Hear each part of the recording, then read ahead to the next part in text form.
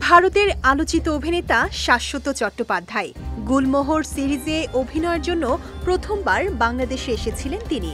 Tollywood বলিউডের অভিনয় করা এই শিল্পী গল্প শুনে রাজি হয়ে যান গুলমোহর সিরিজে কাজ করতে। এর সঙ্গে বাংলাদেশে শুটিং করার ইচ্ছাটা মিলে যাওয়ায় দর্শকরা প্রথমবারের মতো দেশের কোনো কন্টেন্টে দেখতে যাচ্ছেন শাশ্বত চট্টোপাধ্যায়কে।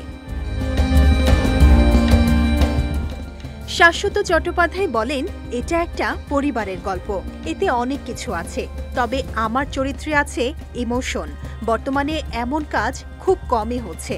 এর সঙ্গে আরেকটা বিষয় আমাকে খুব আগ্রহী করেছে, সেটা হলো বাংলাদেশে শুটিং। চরকি অরিজিনাল সিরিজ গুলমোহর নির্মাণ করেছেন সৈয়দ আহমেদ শাওকি।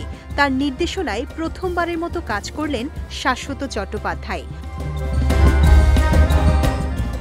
5 মে রাতে চরকির ভেরিফাইড ফেসবুক পেজে প্রকাশ পেয়েছে গুলমোহর সিরিজের পোস্টার, যেখানে জানা গেছে গুরুত্বপূর্ণ সব চরিত্র সম্পর্কে। এতে অভিনয় করেছেন সারা জাকির, ইন্তেখাব দিনার, মোস্তাফিজুর নূর ইমরান, সুষমা সরকার, সারিকা সাবা, মোস্তফা মনোয়ার সহ অনেকে।